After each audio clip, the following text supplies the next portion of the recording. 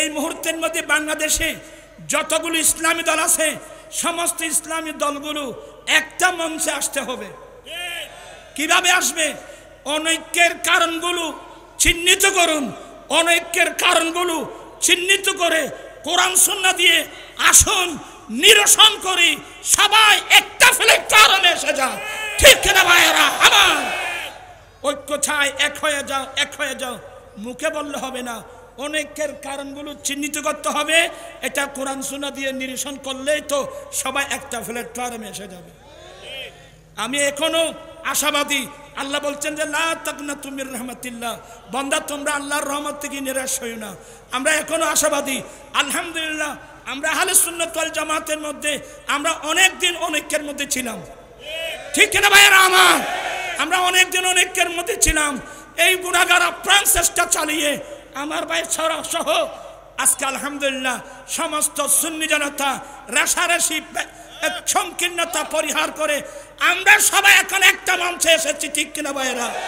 আপনারা খুশি না বেজার? এখন আমাদের মধ্যে কোনো সংকীর্ণতা তাই এটা যখন হয়ে গেছে অন্য ইসলামী দলকে বলবো এখানে তো কোনো আমাদের আধিগত কোনো দ্বন্দ্ব ছিল না, কিন্তু আপনাদের সাথে আমাদের আকীদাগত দ্বন্দ্ব, কোরআন সুন্নাহর ব্যাখ্যা নিয়ে অপব্যাখ্যা নিয়ে দ্বন্দ্ব। এর ফলে বলছি অনেকের কারণগুলো চিহ্নিত করুন, কোরআন সুন্নাহ দিয়ে নিরসন করুন, একটা প্ল্যাটফর্মে আসার চেষ্টা করুন। আসসালামু আলাইকুম ওয়া রাহমাতুল্লাহি ওয়া বারাকাতুহু।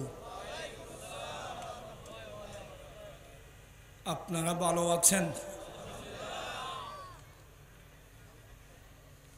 আসলে আমরা বড় ভাগ্যবান, যদি বা গুনাহগার।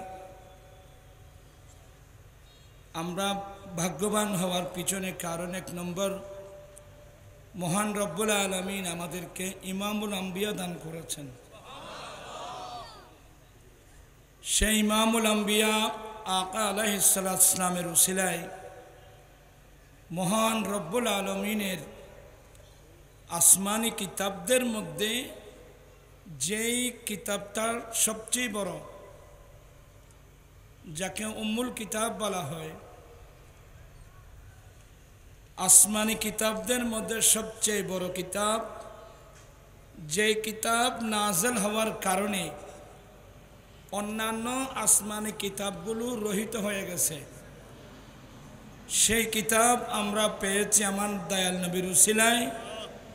এতে আমরা খুশি না বেজার? কারা কারা খুশি? সবাই খুশি। আমি অনুরোধ জানাবো মহান সে রব্বুল আলামিনের মহান সে কিতাবের যতটুকু সম্ভব আজকে তাফসীর আপনাদের সামনে করা হবে। প্রত্যেক ঈমানদার মুমিন মুসলমানের উচিত কয়েক ঘন্টার জন্যে দুনিয়াবি কাজকাম ত্যাগ করে আল্লাহর কোরআনের তাফসীর শোনার জন্যে আসা। এটা প্রত্যেক মুসলমানের ঈমানি নৈতিক দায়িত্ব। তা আমি সবাইকে অনুরোধ জানাবো, যারা আসছেন রাস্তায় এবং মাঠের বিভিন্ন জায়গায় দাঁড়িয়ে আছেন, সবাই যদি এসে বসে যান তাহলে মাহফিল দেখতে সুন্দর লাগবে। আমিও কিছু কথা বলার চেষ্টা করব। আলহামদুলিল্লাহি রাব্বিল আলামিন ওয়াল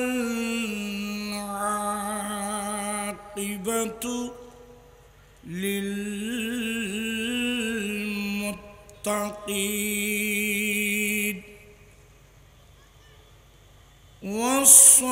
ওয়াসসালাতু ওয়াসসালামু আলা মান উনজিলা ইলাইহিল কুরআন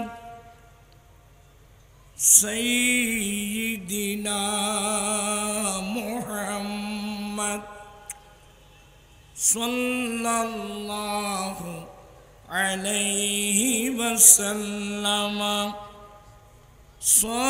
সাহিবিল হুজ্জাতি ওয়াল বুরহান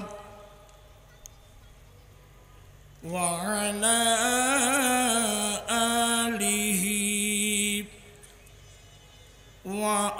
وأصحابه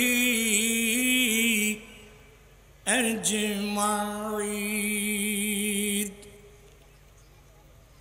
أما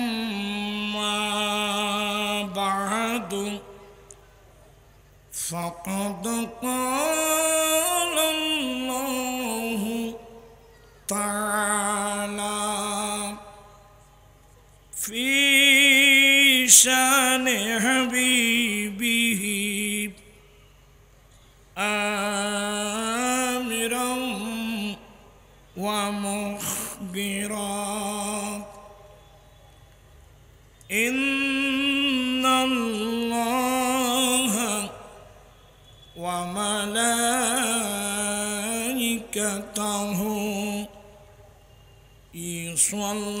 يصلون على النبي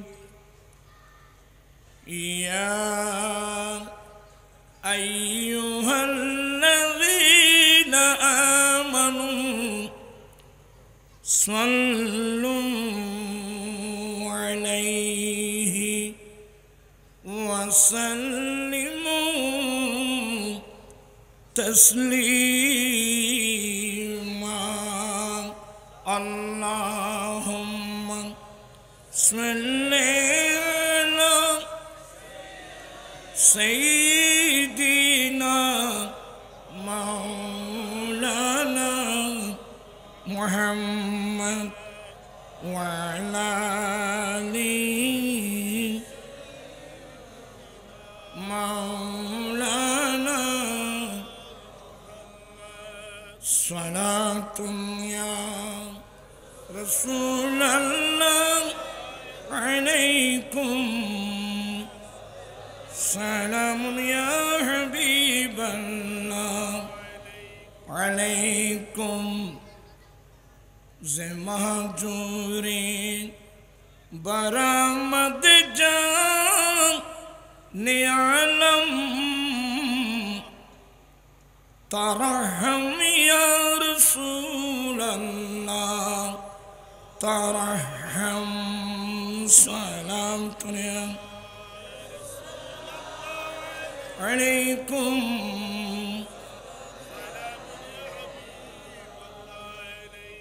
أعوذ بالله من الشيطان الرجيم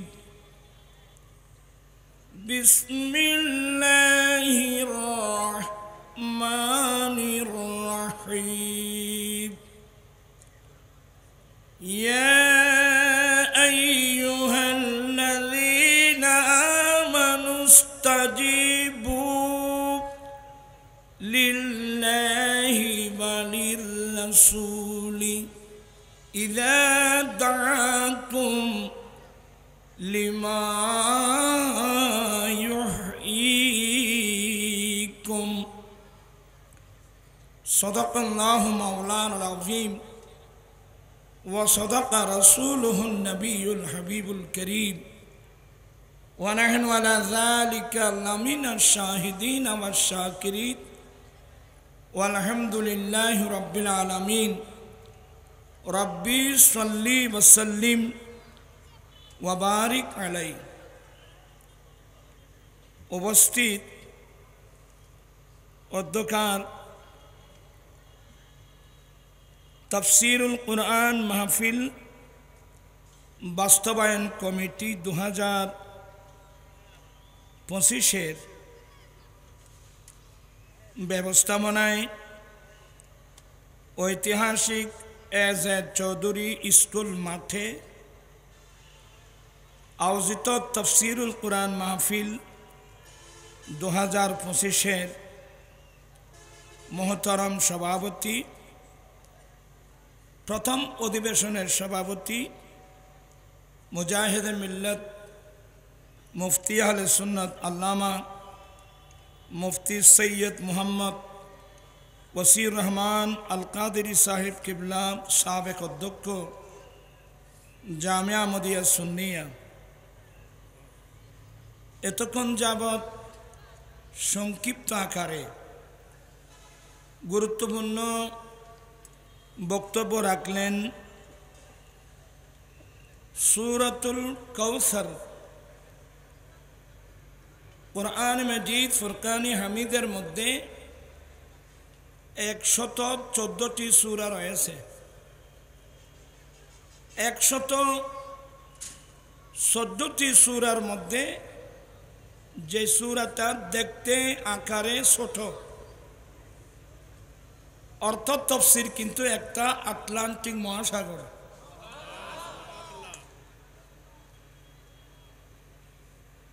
আল্লাহর কালাম জাওয়ামিউল কালিম। জাওয়ামিউল কালিম মানে সেন্টেন্স, বাক্য ছোট, অর্থ কিন্তু ব্যাপক। অতএব এরপরে উনি অত্যন্ত সংক্ষিপ্ত আকারে খুবই মূল্যবান তাফসীর পেশ করলেন। মুজাহিদে মিল্লাত, আমার অত্যন্ত মুহাব্বতের ব্যক্তিত্ব আল্লামা শাইখুল হাদিস আল্লামা সুলাইমান আনসারী সাহেব কিবলা দামাত বরকাতুহুম আলিয়া, শাইখুল হাদিস জামিয়া মুদিয়া সুন্নিয়া। এখানে এতগুলো ওলামা আজকের মাহফিলে তশরিফ আনবেন, তাফসীর পেশ করবেন। আমি বাইসিরিয়াল সবার নাম বলতে গেলে ফজরের আজান হবে। আমি প্রত্যেকের নাম বলছি না বিদায় দুঃখ প্রকাশ করছি, কিন্তু বিশেষ করে আমার আজিজ ছোট ভাই সৈয়দ মোহাম্মদ হাসান আল আজহারি জিদা মসদ, দোয়া করবেন আল্লাহ যেন তাদের ইলম আমল হায়াতের মধ্যে যেন আল্লাহ কোটি কোটি বরকত দান করেন। আমি তার কথা ফেলতে পারি নাই। ছোট ভাই যারা আমাদের ভবিষ্যৎ, আমরা এখন বয়সের দিক দিয়ে বয়স ভারী, অসুস্থ শরীর, এরপরও তাদের কথা ফেলতে পারি নাই। আসলাম, ওয়াদাটা রক্ষা করব। আমার আম্মিজান খুবই অসুস্থ, আপনাদের থেকে একটু দোয়া নেব। অনেক মানুষ দোয়া চেয়েছেন, অন্তর খুলে একটু দোয়া করবেন। আল্লাহ যেন এই তাফসীরুল কোরআন মাহফিলের উসিলায় আল্লাহ যেন প্রত্যেকের দোয়া দরখাস্ত যেন আল্লাহ কবুল করেন। আমিও বেশিক্ষণ দেরি করব না। তাফসীর এটা একটা ব্যাপক সাবজেক্ট। আজকে তাফসীরের নামে কোরআনে পাকের তাফসীরের অবমাননা করা হচ্ছে। যাদেরকে আমরা মুফাসসির কোরআন হিসেবে ইন্টারন্যাশনাল আন্তর্জাতিক মুফাসসির কোরআন হিসেবে মানুষের কাছে আমরা প্রকাশ করতে চাচ্ছি, এদের কাছে তাফসীর ডিপার্টমেন্টে কোন কোন কিতাব পড়ানো হয় আমার মনে হয় এগুলো জিজ্ঞাসা করলেও বলতে পারবে না। এটা তাফসীরে কোরআনের অবমাননা। এই দেশের মানুষ সাদা সিধা মানুষ, আমরা মুসলমান। রাজনৈতিকভাবে আপনি যে দল করেন, কিন্তু আপনি যদি মুসলমান হয়ে থাকে, আপনার রক্তের মধ্যে আমার দয়াল নবীর প্রেম আর ভালোবাসা অবশ্যই থাকবে, কোরআনে পাকের মোহাব্বত অবশ্যই থাকবে। আজকে অনেক সরল পান মুসলমান প্রতারিত হচ্ছে, যেখানে ডাইরেক্ট আমার রসুল বলছেন মান ফাসসারাল কোরআনা বিরাইহি ফালইয়াতাবাউ মাকআদাহু মিনান নার। শাইখুল হাদিস যারা মুহাদ্দিসিন বড় বড় জিজ্ঞাসা করবেন এই হাদিসটা আছে কিনা।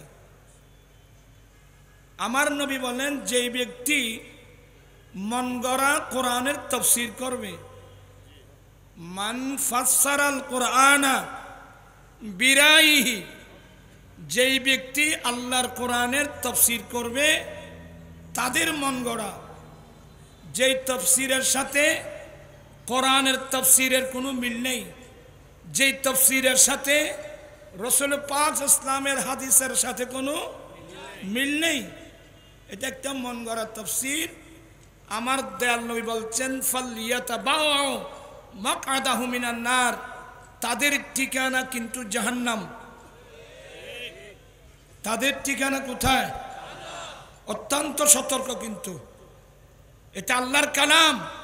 আল্লাহর কালামকে নিয়ে ধোঁকাবাজি করার কোনো সুযোগ নেই।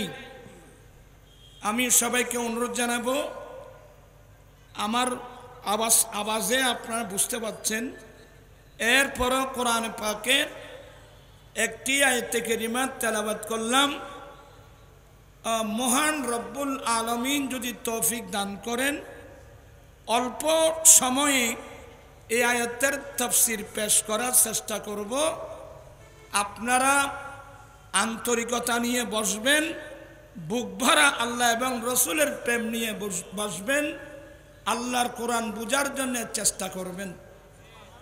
আমার জীবন মরণ সাজাবো মাদানী রঙে, আমার জীবন মরণ।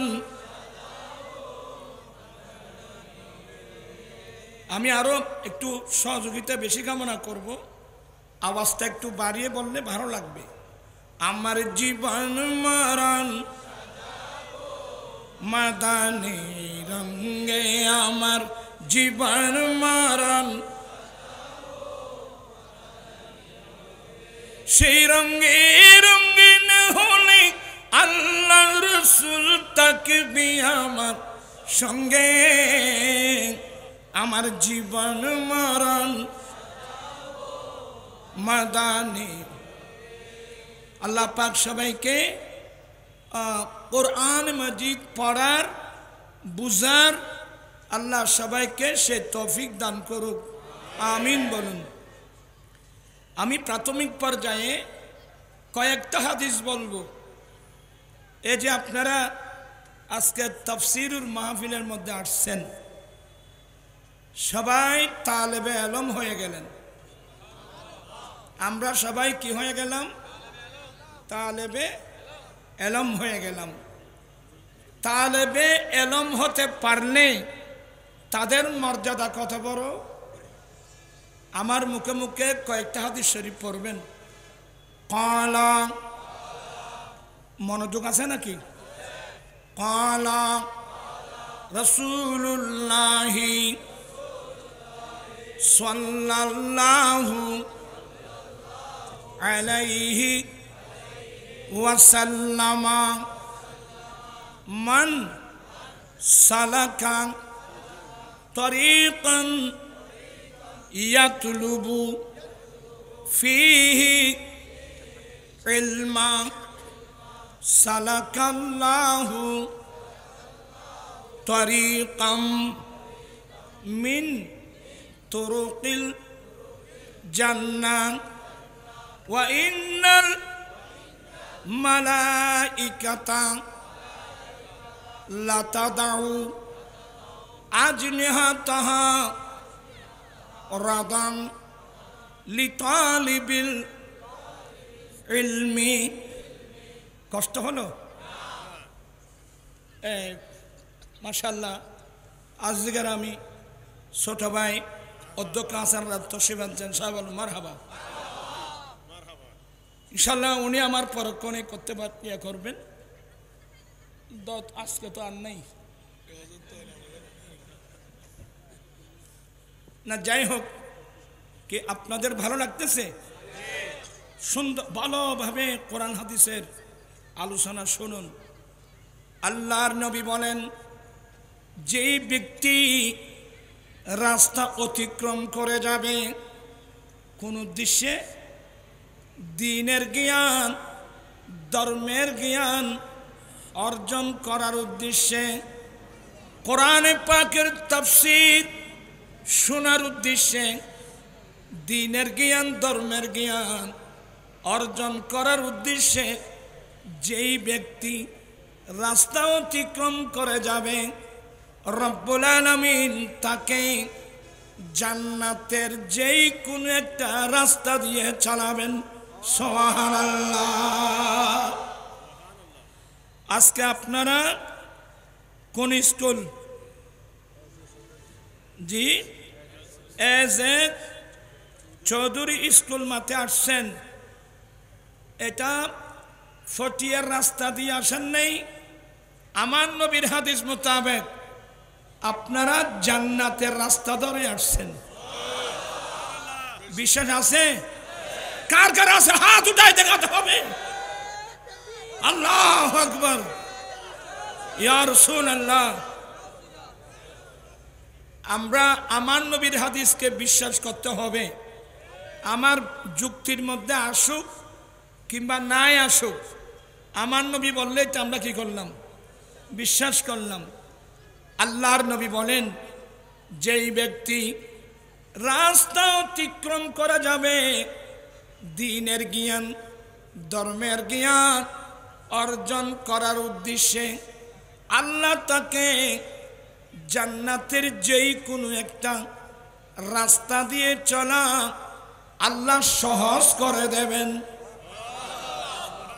জান্নাতের রাস্তা নাম সুন্দর, সিরাতে মুস্তাকিম। আফার নাম আহলে সুন্নাত ওয়াল জামাত। অনেক সরল পথ, সোজা পথ, তবে কঠিন পথ।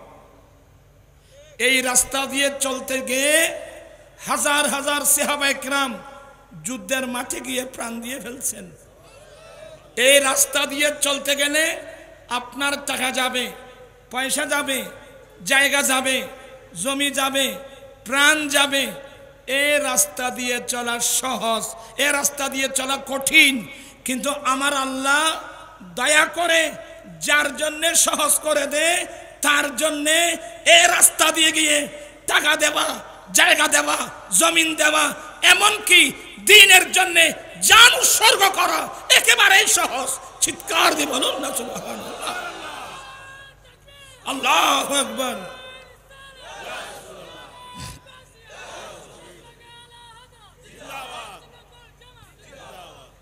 আমার আলা হযরত, আমি তো পারতেছি না, হাসান বলবে।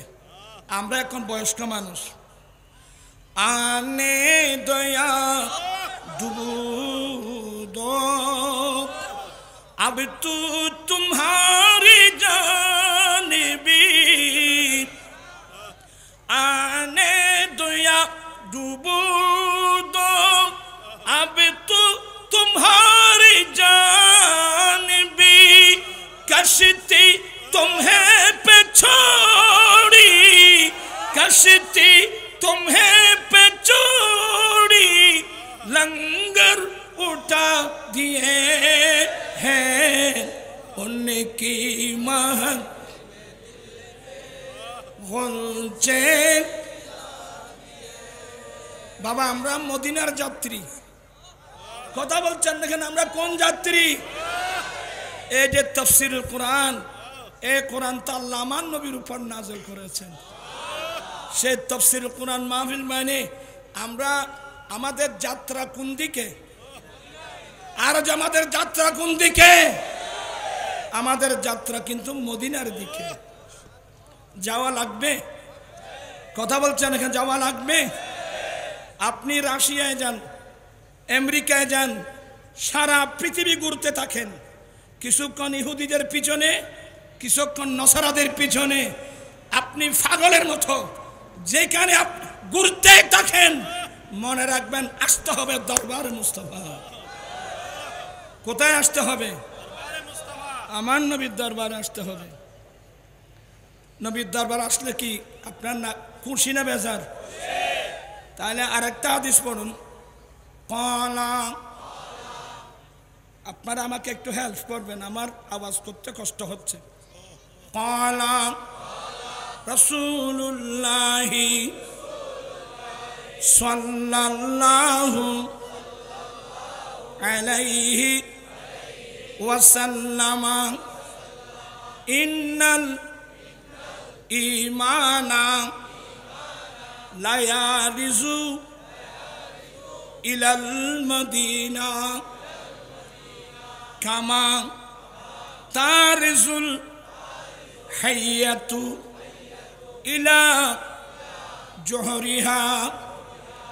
আমার দয়াল নবী বলেন, উম্মত ঈমান ঈমান দৌড়ে দৌড়ে মদিনার দিকে চলে যাবে। প্রান্তে ইসলামী ভাইয়েরা, ঈমানের গতি কিন্তু মদিনার দিকে। কথা বলছেন না কেন? ঈমানের গতি কোন দিকে? ঈমানের গতি কিন্তু মদিনার দিকে। এই হাদিসটা কিন্তু কিয়ামতের পূর্বের ঘটনা। আমার ভাইরা, যখন দাজ্জাল বের হবে, দাজ্জাল বের হয়ে সারা পৃথিবী সে বিচরণ করবে, অনেক মানুষকে সে বেঈমান করবে, আল্লাহ তাকে অনেক শক্তি দেবে। এই গোটা পৃথিবী ভ্রমণ করবে, লক্ষ লক্ষ মানুষকে ঈমান হারা করবে। ওই বিপদ, ওই মুসিবতের সময় আমরা যারা মুমিন, আমাদের আসল সম্পদ জায়গা নয়, আমাদের আসল সম্পদ জমিন নয়, আমাদের আসল সম্পদ বিল্ডিং নয়। ঈমানদার মুসলমানের মূল সম্পদ হলো ঈমান। ঈমানের উপর থাকতে হবে, ঈমান নিয়ে কবরস্থানে যেতে হবে। যদি ঈমানের উপর থাকতে পারি, ঈমান নিয়ে যেতে পারি, তাহলে আমাদের আখিরাতের মুক্তি কিন্তু নিচ্ছি। বিরক্ত হচ্ছেন বোধহয়? দাজ্জাল সারা পৃথিবী বিচরণ করবে, কিন্তু দাজ্জাল দুই জায়গায় প্রবেশ করতে পারবে না। একটা হলো মক্কার হারাম, আর একটা হলো মদিনার হারাম। একটা মক্কার হারাম, আর একটা মদিনার হারাম। এই দুই হারামের ভিতর দাজ্জাল জীবনে কোনোদিন প্রবেশ করতে পারবে না। ওই বদরের যুদ্ধের মতো আল্লাহ নূরি জগতের সশস্ত্র বাহিনী ফেরেশতা দুই হারামের সীমানায় দাঁড় করাই দেবে, দাজ্জাল হারামের ভিতর ঢুকতে পারবে না। তার এই দুই হারামটা হলো ঈমানদার মুসলমানের ঈমানের নিরাপদের জায়গা। এই জন্যে পৃথিবীর প্রত্যন্ত অঞ্চল থেকে যারা সত্যিকার মুমিন, এরা নিজের ঈমান রক্ষার জন্যে ঘর বাড়ি জায়গা জমিন সব বিসর্জন দিয়ে শুধু নিজের ঈমান রক্ষার জন্যে ওরা রওনা হয়ে যাবে কোথায়? মদিনাতুল মুনাওয়ারা। আল্লাহর নবী বলেন, নিশ্চয়ই ঈমান মদিনার দিকে চলে যাবে। এক তরজমা। দ্বিতীয় নম্বর তরজমা, ইন্নাল ঈমানান আই ইন্না আহলাল ঈমান, অর্থাৎ সত্যিকার যারা মুমিন এরা কিন্তু ঘর বাড়ি ব্যবসা বাণিজ্য ফেলে নিজের ঈমান রক্ষার জন্যে দৌড়ে দৌড়ে মদিনার দিকে চলে যাবে। কিভাবে? যেমনি ভাবে বিষাক্ত সর্প গর্তের দিকে দৌড়ে, যেমনি ভাবে বিষাক্ত সর্প গর্তের দিকে দৌড়ে।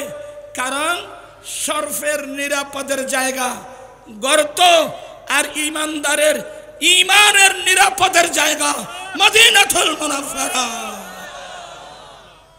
এই যে আমরা আহলে সুন্নাত ওয়াল জামাতের মতাদর্শী মানুষ যারা আছি, আমরা আমাদের গতি কিন্তু মদিনার দিকে। হুজুর, গতি যদি মদিনার দিকে হয়, মক্কা কি বাদ পড়ল? আমার আলা হযরত এর রহস্যটা বলে দিয়েছেন। উনি কি তুফাইলে হক নে হজ भी करा दिए, उनकी तुफाइले हक ने हज भी करा दिए, असले मुराद हाजिरी उस पाक दर की है। আমার আলা হযরত বলেন, আমার আসল উদ্দেশ্য আমার দয়াল নবীর দরওয়াজায় হাজিরি দেওয়া। আমার আসল উদ্দেশ্য প্রিয় নবীর দরওয়াজায় হাজিরি দেওয়া। যখন ওখানে গেলাম সেই নবীর উসিলায় মক্কায়ে মুআজ্জামার হজ আমার নসিব হয়ে গেল। আপনারা খুশি না বেদার? আমাদের যাত্রা কোন দিকে? আজ থেকে আমরা শপথ গ্রহণ করব, আমরা নবীর আদর্শ ছাড়া মানুষের কোনো মন গড়া বানানো কোনো আদর্শ আমরা মানি না, মানব না, চলব না। একমত আছেন সবাই? সবাই একমত আছেন?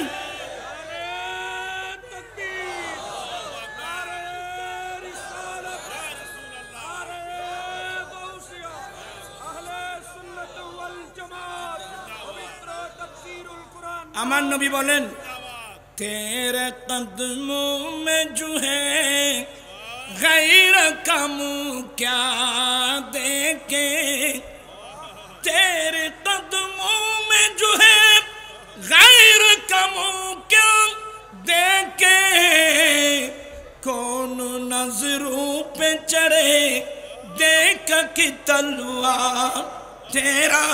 या रसूल अल्लाह, या हबीब अल्लाह, যারা আপনার কলমা পড়েছে, যারা আপনার দরওয়াজায় থাকে, ওরা অফরের মুখ কি দেখবে?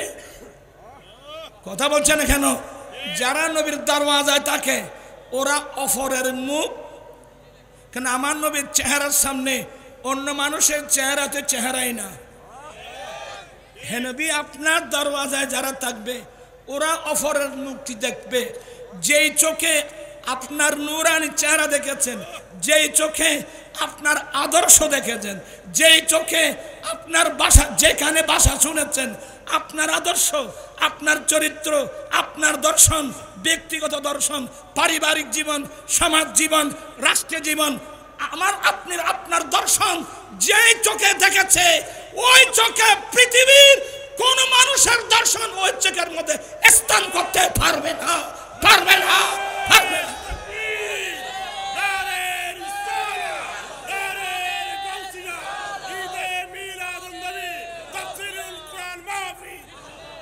হয়তো বিরক্ত হয়ে গেলেন, আমি প্রথম হাদিস ফেলে আসছি। আমার রসুল বলছেন যে যেই ব্যক্তি রাস্তা অতিক্রম করে যাবে দিন শিক্ষার জন্যে, ধর্ম শিক্ষার জন্যে, তাফসীর শোনার জন্যে, আল্লাহ তার জন্যে জান্নাতের যেই কোনো একটা রাস্তা দিয়ে চলা আল্লাহ সহজ করে দেবেন।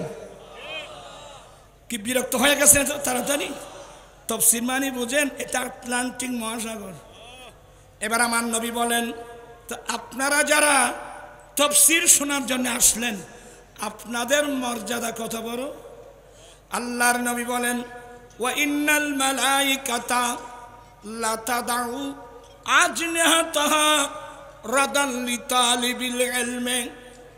আল্লাহর নূরি জগতের ফেরেশতারা তালেবে ইলমদেরকে সন্তুষ্ট করার জন্য, খুশি করার জন্য তালেবে ইলমদের চলার পথে রাস্তার মধ্যে নূরানি ডানাগুলো বিছায় দেয়।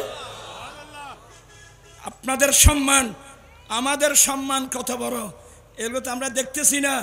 আপনাদেরকে আল্লাহর নূরি জগতের ফেরেশতারা নূরানি ডানা বিছাই আপনাদেরকে সম্মান দিচ্ছেন, আমাদেরকে সম্মান দিচ্ছেন। এতে আমরা খুশি না বেজার? গৌসে পাকের কাছে প্রশ্ন করা হলো, হুজুর আপনি যে আল্লাহর এত বড় বলি, এই মসলাটা জানলেন কিভাবে? শেখ মুহাক্কিক দেহলভী তার বিখ্যাত কিতাব আখবারুল আখিয়ারে নকল করছেন। আমার গৌসে পাক উত্তর দিয়েছিলেন, আমি আব্দুল কাদেরের বয়স যখন 10 বছর, আমি আল্লাহর কোরআন নবীর হাদিস বুকে নিয়ে বের হলাম ঘর থেকে, মাদ্রাসায় যাব। আমি আব্দুল কাদের কোরআন সুন্নাহ বুকে নিয়ে ঘর থেকে বের হওয়ার সাথে সাথে আমি দেখলাম আমার ডানে বামে অসংখ্য নূরি জগতের ফেরেশতা। ওই যে ফেরেশতার কথা বললাম না, আমার গৌসে পাক 10 বছর বয়সে কুফালের চোখে সে ফেরেশতাগুলো দেখছে। আমার গৌসে পাক বলেন, ফেরেশতারা আমার সঙ্গে সঙ্গে আমাকে সঙ্গে নিয়ে মাদ্রাসায় যাচ্ছে। আমি যখন মাদ্রাসায় পৌঁছে গেলাম, আমার ক্লাসমেট যারা ছিল ওরা তো ক্লাসে বসা ছিল, একজন ফেরেশতা ডাক দিয়ে বলে, এই মাদ্রাসার ছাত্র, আরে তোমরা এখনো বসে থাকবা? আল্লাহর ওলি আসছে, বসার জায়গা করে দাও। আমরা সেই তাফসীরের কোরআন মাহফিলের মধ্যে এসেছি। এই তাফসীর শুনতে পারলে, তালেবে ইলম হতে পারলে আমাদের মর্যাদা বাড়বে না কমবে? ইমাম আজম আবু হানিফা রাহমাতুল্লাহ আলাইহির ছাত্র আব্দুল্লাহ বিন মুবারক রাদিয়াল্লাহু তাআলা আনহু একটা ঘটনা নকল করেছেন। কি বলে, আল্লাহ যদি কোনো বান্দাকে সকালবেলায় অন্তরের মধ্যে ইলহাম করে যে তুমি সন্ধ্যাবেলায় মারা যাবে, সবাই শুনেন, যারা দাঁড়িয়ে আছেন না আপনারাও শুনেন। আব্দুল্লাহ বিন মুবারক বলেন, আল্লাহ যদি কোনো মানুষের অন্তরে ইলহাম করে এই বান্দা সন্ধ্যাবেলায় তুমি মারা যাবে, আমাকে ইলহাম করলেন আল্লাহ সকালবেলায় আমি মারা যাব সন্ধ্যাবেলায়, এই সময়ের মধ্যে আমি কোন কাজটা করব? এবার বুঝে আসবে জিনিসটা। আল্লাহ আমাকে সকালবেলায় ইলহাম করে জানিয়ে দিলেন তুমি সন্ধ্যাবেলায় মারা যাবে, এখন আমি কোন কাজটা করব? আরে সন্ধ্যা হতে সন্ধ্যার সময় আমার প্রাণ কব্জ হয়ে যাবে, আমি কোন কাজ করব? ও বিশ্বের মুসলমান, তোমরা কোরআন সুন্নাহ নিয়ে কোরআন সুন্নাহর তালিমের জন্য বসে যাও, কোরআন তেলাওয়াতের জন্য বসে যাও, আমার নবীর হাদিস পড়ার জন্য বসে যাও। কারণ আমার নবী হাদিসে বলছেন, যে ব্যক্তি ইলম তলব করতে গিয়ে মাঝপথে যদি মারা যায় সে শহীদ। সে কি হবে? শহীদ হবে। আমার ভাইয়েরা, এই কোরআনের তাফসীর, কোরআন সুন্নাহর জ্ঞান অর্জন, এটা যে কত বড় নিয়ামত। এই মসলাগুলো যদি আমরা জানতাম, আমাদের ছেলে মেয়েরা কোনোদিন মাদ্রাসা ফেলে অন্য কোনো স্কুলে যেখানে কোরআনও নাই, হাদিসও নাই, ফিকহও নাই, ফতোয়াও নাই, আমরা সেখানে কোনোদিন যেতাম না। এমন কোরআন আমরা পেয়েছি আমার দয়াল নবীর উসিলায়। আমি শুধুমাত্র আপনাদেরকে ভূমিকার মতো কথা বলছি। আমরা এই কোরআনের জ্ঞান অর্জন করতে রাজি আছি কিনা? আমরা ছেলে মেয়েদেরকে মাদ্রাসায় দিতে রাজি আছি তো? এই তো বলো হুজুর, আমি তো নিয়ত করেছি ছেলেকে কেজি স্কুল, কিন্ডারগার্টেন, আশা, প্রত্যাশা, নাজওয়ান, ব্রাক, কত নামের স্কুল আছে।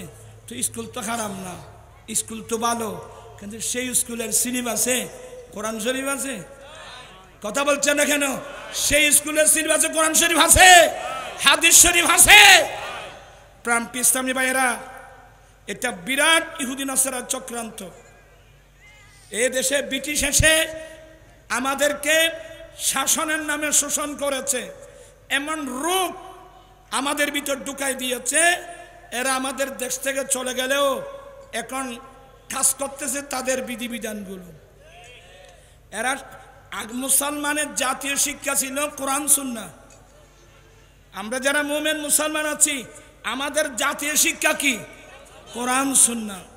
বিধর্মীরা জানে যে মুসলমানরা যতদিন কোরআন সুন্নাহকে বুকে ধারণ করে থাকবে, আল্লাহর কোরআন নবীর সুন্নাহর বাইরে মুসলমান যাবে না। এই মুসলমানকে কাবু করা তাদের পক্ষে সম্ভব হবে না। এই জন্য এরা সুকৌশলে বলে মুসলমানদেরকে কোরআন সুন্নাহ থেকে দূরে সরাতে হবে, মুসলমানদেরকে কোরআন সুন্নাহ থেকে দূরে সরাতে হবে। ওরা এ দেশের বড় বড় পয়সাওয়ালা মানুষকে হাত করে এক একজনকে এক এক ধরনের টাইটেল দিয়েছেন, বলে এই কোরআন সুন্নাহ শিক্ষা।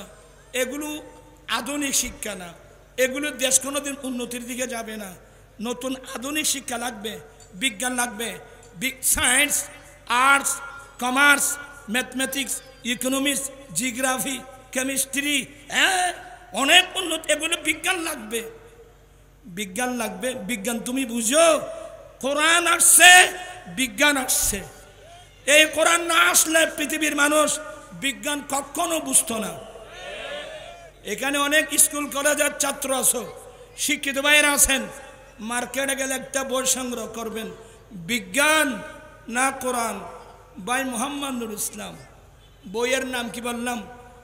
বিজ্ঞান না কোরআন, এটা বইয়ের নাম। এই সে আপনার মতো বাংলা ইংরেজি শিক্ষিত মানুষ, সে বাংলা ইংরেজির পাশাপাশি আল্লাহর কোরআন নিয়ে যখন সে স্টাডি করলো, সে দেখতে পেল কোরআন শরীফের ফার্স্ট টু লাস্ট আগা গোড়া বিজ্ঞান। তো মন্তব্য লিখতেছেন বিজ্ঞান না কোরআন। আজকে আমার হাতে সময় নেই, আমি কোরআন শরীফের আয়াত পড়ে পড়ে কোন আয়াতে কোন সমাজ বিজ্ঞান, কোন রাষ্ট্রবিজ্ঞান, এগুলো আমি আপনাদেরকে প্র্যাকটিক্যাল দেখাই দিতাম। যতদিন এই কোরআন সুন্নাহ মুসলমানের বুকে ছিল, বিশ্বের মধ্যে মুসলমানের নেতৃত্ব ছিল। যেই তারিখ থেকে মুসলমান, দেখেন কি সুন্দর, এটা জাতীয় শিক্ষা, মাদ্রাসা শিক্ষাকে বানাই দিলে প্রাইভেট শিক্ষা। যেহেতু মানুষ জাতীয় শিক্ষার প্রতি দুর্বল, সেই কৌশলে মুসলমানের অনেক ছেলে মেয়েরা চলে গেল কোথায়? স্কুলে। কিন্তু স্কুলের মধ্যে কোরআন শরীফ আছে, স্কুলের মধ্যে হাদিস শরীফ আছে। এই সিস্টেমে অধিকাংশ মুসলমানদেরকে কোরআন সুন্নাহ থেকে অনেক দূরে সরাই নেওয়ার কারণে এই মুসলমানদেরকে ইহুদি নাসারা গোলাম বানানো তাদের পক্ষে সম্ভব হয়েছে। ঠিক না ভাইরা আমার? আপনাকে এত তাড়াতাড়ি ভুলে গেলেন? আমি আজকের তাফসীরুল কোরআন মাহফিল থেকে জাতিকে আহ্বান জানাবো, আসুন আমরা একযোগে তওবা করব, একযোগে তওবা করে কোরআন সুন্নাহর দিকে আমরা ফিরে আসব। আমি নিজে কোরআন সুন্নাহর জ্ঞান অর্জন করব, ছেলে মেয়েদেরকে কোরআন সুন্নাহর শিক্ষা দিয়ে খাঁটি মুসলমান হিসেবে গঠন করব। আপনারা রাজি আছেন তো? তাহলে তাফসীর মাহফিল কাজে আসবে। কয়টা বাজে এখন? আসুন এখন। আচ্ছা, কষ্ট হচ্ছে তো? কষ্ট হচ্ছে না তো? আমি যে আয়াতে কারিমা তেলাওয়াত করেছি, এই আয়াতের তাফসীর আসতেছি মাত্র। ইয়া আইয়ুহাল্লাযীনা আমানুস্তাজিবু লিল্লাহি ওয়া লির-রাসূলি ইযা দাআকুম লিমা ইউহয়িকুম। আল্লাহ বলেন, হে মুমিন বান্দা, রসুল যখন তোমাদেরকে, আল্লাহ এবং রসুল যখন তোমাদেরকে এমন কাজের দিকে ডাকবে, লিমা তাফসীর হলো আই ইলা মা। এ মুমিন বান্দা, আল্লাহ এবং রসুল যখন তোমাদেরকে এমন কাজের দিকে ডাকবে, যেই কর্ম তোমাদেরকে সত্যিকারের জীবন দেবে, তোমরা সাথে সাথে উত্তর দাও। বুঝেন নেই? হে মুমিন, এটা আল্লাহর কানুন। হে মুমিন বান্দা, আল্লাহ এবং রসুল যখন তোমাদেরকে এমন কাজের দিকে ডাকবে, যে কর্মগুলো তোমাদেরকে সত্যিকারের কি দিবে? জীবন দেবে। এরা বুঝতেছে না কথা, বুঝতেছে না তো, এই জন্য ওরা রিপ্লাই দিচ্ছে না। আল্লাহ এবং রসুল যে কাজের দিকে আমাদেরকে ডাকবে, সত্যি ওই কাজগুলো আমাদেরকে সত্যিকারের জীবন দেবে। যেমন তোমরা আমেনু, তোমরা ঈমান আনো, তাহলে ঈমানের ভিতরে আমাদের সত্যিকারের জীবন নিহিত। কথা বলছেন না কেন? ওয়া আকিমুস সালাহ, তোমরা নামাজ কায়েম করো, তাহলে বুঝতে হবে নামাজ একামতের সালাতের ভিতরে আমার সত্যিকারের জীবন নিহিত। এক কথায় কোরআন সুন্নাহর ভিতরেই আমাদের জীবন সত্যিকারের জীবন নিহিত। তা আমি এই গভীরে যাচ্ছি না, আপনাদের সেই ব্রেনও নাই, যেগুলো বুঝবেন আপনি সেটা। এ মুমিন বান্দা, আল্লাহ এবং রসুল যখন তোমাদেরকে ডাকবে, সাথে সাথে কি দাও? আর জুড়ে সবাই আওয়াজ দিয়ে। নির্দেশ কার? আল্লাহর। হে মুমিন বান্দা, যখন আল্লাহ এবং রসুল তোমাদেরকে আহ্বান করবে, তোমাদেরকে ডাকবে, তোমরা সাথে সাথে কি দাও? আর জোরে বলো না, কি দাও? সারা দাও। কি বুঝে আসতেছে? একটু কষ্ট হবে। আমার আশ্চর্য লাগলো, আগে আমাদের মুরব্বীরা বলতেন যে আমাদের দেশে ইসলামের নামে অনেক ইসলামী দল আছে। কথা বলছে না কেন? কিন্তু আমি আপনাদেরকে আঙ্গুল দিয়ে দেখাই দিচ্ছি, এই আয়াতের তাফসীরটা করবেন, যে আয়াতের মধ্যে আমার নবীর সম্মান মর্যাদার কথা আছে। তো ইসলামের নামে অনেক মুসলমান আছে যারা আমার নবীর সম্মান মর্যাদাকে সহ্য করতে, এটা প্র্যাকটিক্যাল দেখলাম এই আয়াতের তাফসীরে গিয়ে। এই আয়াতের তাফসীরে গিয়ে আমি প্র্যাকটিক্যাল দেখলাম, স্কুলের ছাত্র, কলেজের ছাত্র, ইউনিভার্সিটির ছাত্র, আজকে অনেক ছেলেরা প্রতারিত হচ্ছে। এই আয়াতের তাফসীর একটা দেখাই দেব। এই আয়াতের তাফসীর, যে আয়াত থেকে রাসূল পাক সাল্লামের সম্মানের মর্যাদা প্রমাণিত হবে, এই আয়াতের ওরা কোন তাফসীর ধরে, টিকা ধরে না। কথা বলছে না কেন?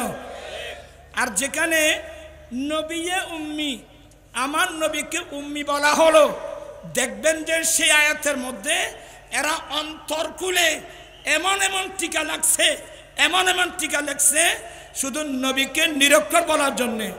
নাউজুবিল্লাহ বলবেন না? নবীকে কি বলার জন্যে? আমি আপনাদেরকে আঙ্গুল দিয়ে দেখাই দিচ্ছি, যে আয়াত থেকে রাসূল পাক সাল্লামের সম্মান মর্যাদা পাওয়া যায়, ওরা ওই আয়াতের তাফসীর করে না, ওরা ওই আয়াতের টিকা ধরে না। যেমন এই আয়াতের টিকা ওরা ধরে নাই। তারপর আমি ওরা না ধরলেও আপনি কি বুখারী শরীফ বাদ দিতে পারবেন? আপনি কি মুসলিম শরীফ বাদ দিতে পারবেন? আপনি কি তিরমিজি শরীফ বাদ দিতে পারবেন? এবার আসুন, আমি তাড়াতাড়ি, সময় কম। আল্লাহ বলেন, হে মুমিন বান্দা, আল্লাহ এবং রসুল যখন তোমাদেরকে ডাকবে তোমরা সাথে সাথে কি দাও? আপনারা আমার দিকে নাই কিন্তু, ওই মেহমানায় যে বেগুনি কেবিরে গিয়ে যদি আমি তো বললাম মাত্র আর 10 মিনিট। আল্লাহ বলেন, হে মুমিন বান্দা, আল্লাহ এবং রসুল যখন তোমাদেরকে ডাকবে তোমরা সাথে সাথে কি দাও? সবাই আমার দিকে আছেন? মিথ্যা বলবেন না। আমি দেখতেছি কে আমার দিকে আছেন, কেউ ওইদিকে দেখছে, আমি সব দেখতেছি। আমি কিন্তু একটা আটলান্টিক মহাসাগরকে একটা ইয়ের মধ্যে আনার চেষ্টা করব। আল্লাহর কানুন হলো, আল্লাহ এবং রসুল তোমাকে আমাকে যখন ডাকবে তখন কি করতে হবে? এটা বুঝে আসছে তো? সমস্যা অনেক, বেয়াদবি মাফ করবেন। আমি দুটো সমস্যার কথা তুলে ধরছি। রসুল ধরে নেন, রসুল আমাকে ডাক দিলেন, আমি বারবার বেয়াদবি মাফ চেয়ে নিচ্ছি। তখন আমি ধরেন আমি আমার ওয়াইফের সাথে সহবাস করছি, তখন আমি কি করব? কোরআন বোঝা এত সহজ মনে করিয়েন না, কারণ স্ত্রী সহবাস এটা এমন একটা বিষয়, আমি বেয়াদবি মাফ চাচ্ছি, তোমরা ছেলেরা রং বুঝবা না। স্ত্রী সহবাস এটা এমন একটা বিষয়, মানুষের গর্দনের উপর তরবারি চালালো দুনিয়ার কোনো কি থাকে না, খবর থাকে না, এমন একটা বিষয়। নবী আমাকে ডাক দিলেন, এখন আমি কি করব? আল্লাহ তো কানুন করেছেন, যখন আল্লাহ আল্লাহ রসুল ডাকবে তখন কি দাও? এখন আমি কি করব? তা আমি কি করব আমার থেকে বলবো না। আমাদের হানিফি মাযহাবের বিখ্যাত একটা কিতাব শরহে সুনানে মাআনিল আসার, এই কিতাবের মধ্যে গোসল কখন ওয়াজিব হয় এই চ্যাপ্টারের একটা হাদিস। সবাই মনোযোগ সহকারে শুনছেন? মনোযোগ আছে? গোসল কখন ওয়াজিব হয় এগুলো তো আমরা শিখি না। যে আলাম আমাদের জন্য ফরজ এগুলো তো আমরা শিখি না। আল্লামা আবু জাফর তাহাবি শরহে সুনানে মাআনিল আসারে গোসল কখন ওয়াজিব হয় এই চ্যাপ্টারে হাদিস আনছেন, যেটা সংক্ষেপে বলবো। আমার নবীর একজন সাহাবা স্ত্রীর সহবাস করছেন, আমার নবী ডাক দিলেন, ইয়া ফুলান। নবী ডাক দিলেন, এই লোকটা যে স্ত্রীর সহবাস করছেন, আমার নবী জানে না? কথা বলছেন না কেন? আল্লাহ নবীদেরকে গায়বী ইলম দান করেছেন। আল্লাহ আমাদের নবীকে কি দান করেছেন? ফালা ইউযহিরু আলা গায়বিহি আহাদা ইল্লা মান ইরতাদা মির রাসূল। আল্লাহ আমার প্রিয় রাসূলকে কি দান করেছেন? গায়বী ইলম দান করেছেন। আপনাদের কোনো আপত্তি থাকলেও কোনো সমস্যা নেই, আল্লাহ তো দিয়েছেন। আমার নবী জানে না ওই সাহাবা কোন অবস্থায় আছে? আমার নবী ডাক দিলেন। নবী কোরআন শরীফের তাফসীর শিখাচ্ছেন, প্র্যাকটিক্যাল তাফসীর শিখাচ্ছেন। আল্লাহর কোরআনের উপর কিভাবে অনুশীলন করতে হবে প্র্যাকটিক্যাল শিখাচ্ছেন। আমার নবী ডাক দিলেন, ইয়া ফুলান। তো ওই সাহাবার কানে যখন আমার দয়াল নবীর আওয়াজ যখন চলে গেল, ওই সাহাবা এরা তো জানের চেয়ে নবীকে বেশি ভালোবাসতেন। আমার নবীর সাউন্ড, আমার নবীর আওয়াজ মুহূর্তের মধ্যে সাহাবার কানে চলে গেল। এখানে বয়স্ক মানুষ, ক্ষমা চাচ্ছি, বেয়াদবি মাফ করবেন। ওই সাহাবার কানে যখন নবীর আওয়াজ চলে গেল, ইয়া ফুলান, তো আল্লাহ তো নির্দেশ দিয়েছেন নবী যখন ডাকবে তখন উত্তর দাও। এই সাহাবা পড়লেন বিরাট বিপদে। একদিক দিয়ে স্ত্রীর ভালোবাসা, আরেক দিক দিয়ে নবীর ভালোবাসা। কিন্তু মোমেন কাকে বলে? মোমেন বলে যেই নারী পুরুষ, মা বাবা ছেলে সন্তান স্ত্রী পুত্র, পৃথিবীর বুকে আমার আপনার যত আপনজন আছে, সবচেয়ে যে লোকটা আমার নবীকে বেশি ভালোবাসবে ওই লোকটাই তো মোমেন।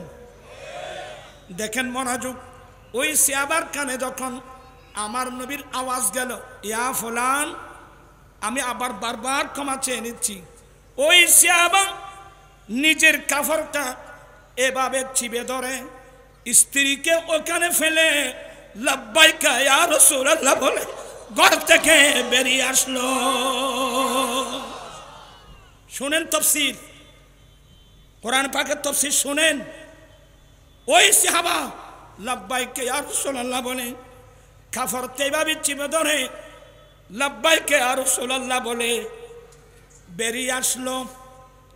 চোখের দৃষ্টি নিচের দিকে। আমার নবী জানে না এসে আবার কোন অবস্থা থেকে আসছে। তা আমার নবী কি বললেন?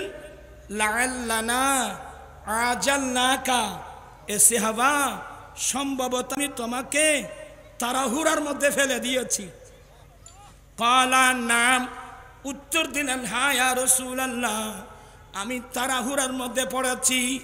এবার আমার নবী নির্দেশ দিলেন, সাহাবারে যাও গোসল করে আসো। মনোযোগ আছে? মোটেও নাই। এই হাদিস থেকে ইমাম আবু জাফর তাহাবি আমাদের জন্য একটা মশলা বের করে দিলেন। আচ্ছা তোরা কে ছয়টা লাগ দুধে কে সাইয়ের ও সুরে ফেলো, তারপর আমি ওয়াজ করছি। তুমি এই খেলাসের উপযুক্ত মানুষ না। আমি তুমি মানি ছেলেদেরকে বলছি, মুরব্বীদেরকে কিভাবে বলবো? ছেলেদেরকে বলছি। আমি কোরআন হাদিস বুঝাচ্ছি, আপনার ওদিকে দেখছেন কেন? আমার ইমাম আবু জাফর তাহাবি এ হাদিস থেকে আমাদের জন্য মশলা বের করে দিল। স্বামী স্ত্রী যদি মিলন করে, বীর্যু বের হোক কিংবা না হোক, উভয় অবস্থার মধ্যে গোসল করা ওয়াজিব। কারণ এই সাহাবা স্ত্রীর সহবাস করছিল, নবীর ডাকে চলে আসলো, তো নবী তো জিজ্ঞাসা করে নাই তোমার থেকে কি বীর্যু বের হয়েছে? এই যে প্রশ্ন করা ছাড়াই নবী ওনাকে গোসল করার নির্দেশ দিয়েছেন। স্পষ্ট হয়ে গেল স্বামী স্ত্রী মিলন করলে বীর্যু বের হোক কিংবা না হোক, উভয় অবস্থার মধ্যে গোসল করা ওয়াজিব। কি বিরক্ত হচ্ছেন? এবার আসুন, সবচেয়ে যেটা কঠিন আমার ভাইয়েরা, ধরে নেন আমি নামাজ পড়তেছি, আল্লাহর কানুন হলো আল্লাহর রসুল যখন ডাক দেবে, আল্লাহ এবং রসুল যখন ডাক দেবে, তখন কি দাও? উত্তর দাও। একজন আমি নামাজে আমি কি করব? এবার এখানে দুটো হাদিস বলবো, একটা বুখারী শরীফের আর একটা তিরমিজি শরীফের। এই আয়াতের তাফসীরে আমার আশ্চর্য লাগলো, এই আয়াতের তাফসীরের উপর এতগুলো সহিহ হাদিস থাকতে ওই ইসলামী দলের নাম দিয়ে একটা টিকা পর্যন্ত কিভাবে ধরলো না? স্পষ্ট হয়ে গেল এরা রসুলের সম্মান মর্যাদা বরদাস্ত করতে পারে না। কিন্তু যেখানে নবীর উম্মত বলা হচ্ছে একেবারে তো এর বাবা একেবারে প্রাণ খুলে ওখানে অনেক টিকা লাগছে। এই আয়াতের মধ্যে আমি ডাইরেক্ট বলছি, যারা জামাত ইসলাম করেন, আপনাদের বড় লিডার আবুল আলা মওদুদি তফহিমুল কোরআনে এই আয়াতের একটা টিকা ধরল না কেন? এটা আমার প্রশ্ন। দ্বিতীয় নম্বর, কওমি লাইনের যারা আছেন, আপনাদের আশরাফ আলী থানভী, আপনাদের পাকিস্তানের মুফতি শফি, ওনার মারিফুল কোরআন, বায়ানুল কোরআন সহ যেগুলো তাফসীর আছে, তরজমা আছে, এই আয়াতের টিকা ধরল না কেন? তাহলে বোঝা গেল আপনারা নবীর সম্মান মর্যাদা বরদাস্ত করতে পারেন না। আমি এগুলার নাম ধরে বলে দিলাম সতর্কতার জন্যে। অনেক স্কুল কলেজ ইউনিভার্সিটির বাইরে আসে, ইসলামকে ভালোবাসে, কিন্তু তাদের লিডাররা কোথায় কোথায় কি করছে এগুলো তো এরা দেখেও নাই, পড়েও নাই। এর জন্য আমি আল্লাহর ওয়াস্তে বলে দিচ্ছি, আল্লাহর ওয়াস্তে হেদায়েতের উদ্দেশ্যে বলে দিচ্ছি। আমার নবী আন আবি সাঈদ ইবনুল মুআল্লা রাদিয়াল্লাহু তাআলা قال كنت أصلي في المسجد فدعاني رسول الله صلى الله عليه وسلم فلم أجبه। আপনাদেরকে পড়াচ্ছি না, দেরি হয়ে যাবে। হযরতে আবু সাঈদ ইবনুল মুআল্লা নবীর একজন প্রিয় সাহাবা, উনি বলেন আমি মসজিদে নামাজ পড়ছিলাম। আমি মসজিদে, কোন মসজিদ হাদিসের মধ্যে নাম উল্লেখ নাই। এ হাদিসের ব্যাখ্যা আল্লামা বদরুদ্দিন আইনি শরীফে এবং ফাতুল বারিতে এ হাদিসের ব্যাখ্যা লিখছেন মসজিদে নববী। অর্থাৎ আবু সাঈদ ইবনুল মুআল্লা রাদিয়াল্লাহু তাআলা আনহু মসজিদে নববী শরীফে নামাজ পড়তেছিলেন। আমার নবী ডাক দিলেন, ইয়া আবা সাঈদ ইবনুল মুআল্লা। সবাই শিক্ষিত লোক, আমি দেখতেছি একজন লোক নামাজ পড়তেছে, আমি ডাকবো? আমার নবী ডাকলেন কেন? নবী তালিম দিচ্ছেন, নবী ডাকলে নামাজের ভিতর থেকেও উত্তর দিতে হবে। এটা হলো আজমতে মুস্তাফা, এটা শানে মুস্তাফা। আমার নবী প্র্যাকটিক্যাল তাফসীর শিখাচ্ছেন।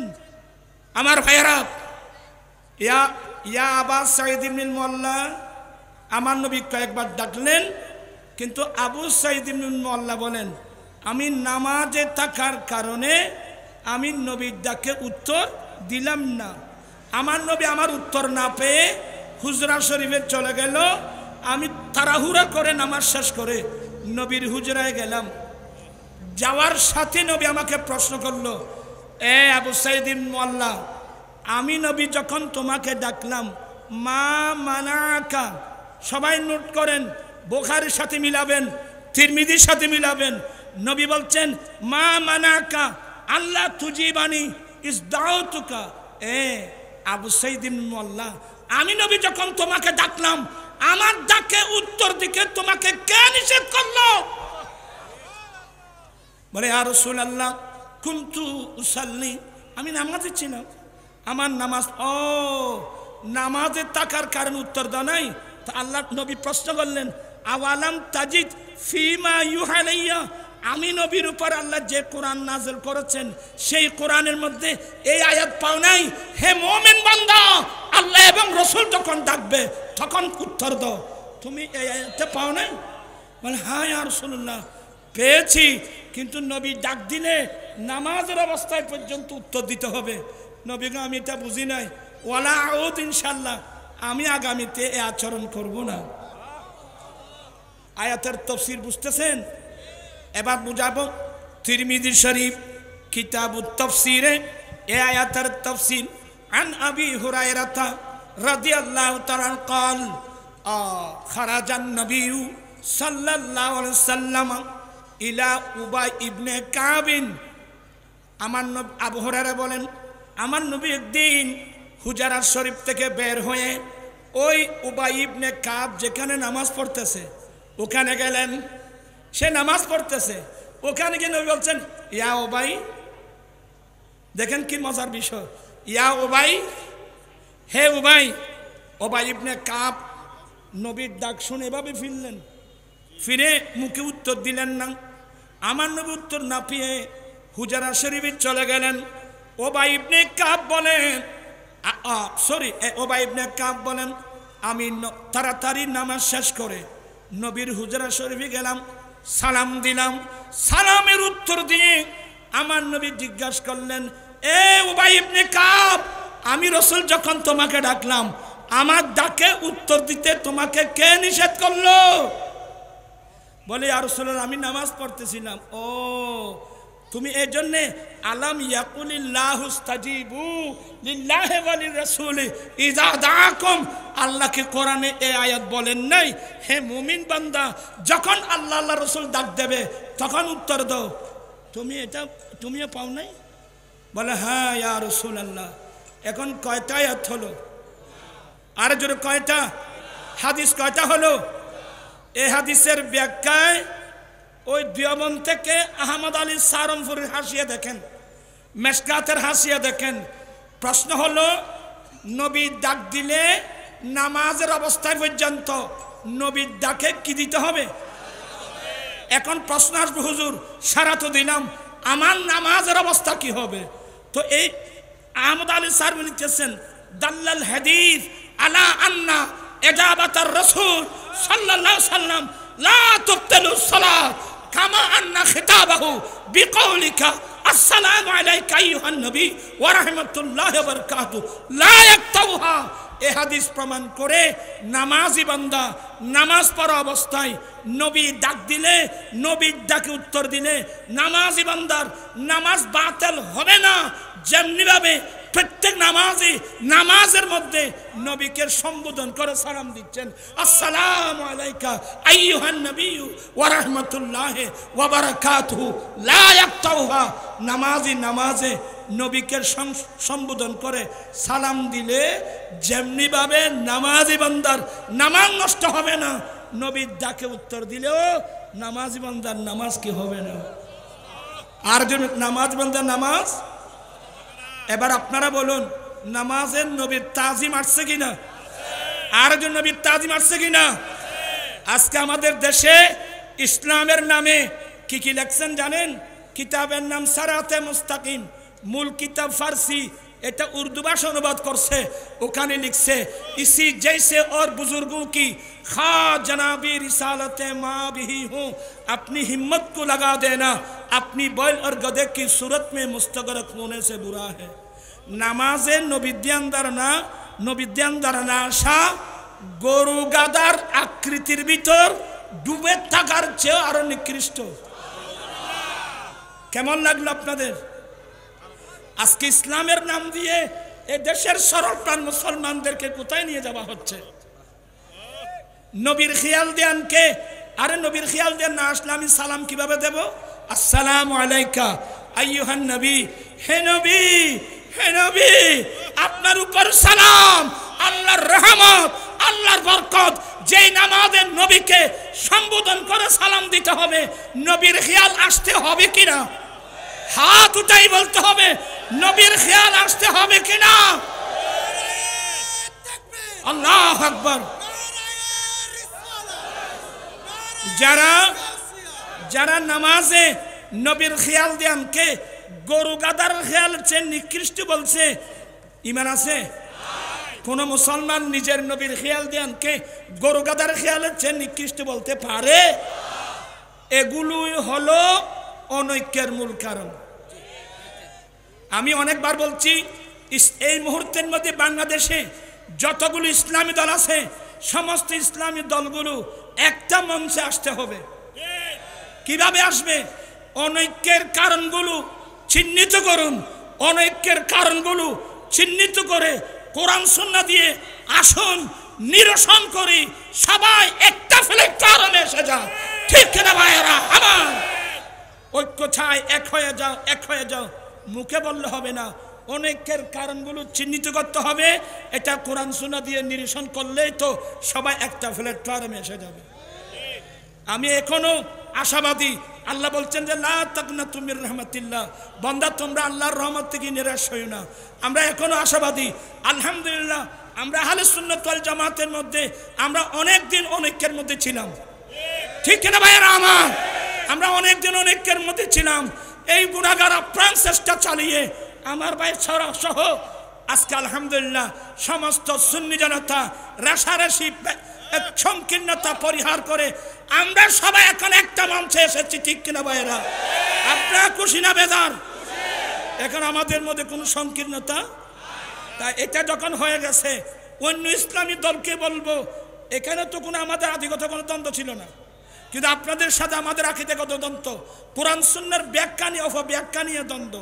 এর ফলে বলছি অনেকের কারণগুলো চিহ্নিত করুন, কোরআন সুন্নাহ দিয়ে নিরসন করুন, একটা প্ল্যাটফর্মে আসার চেষ্টা করুন।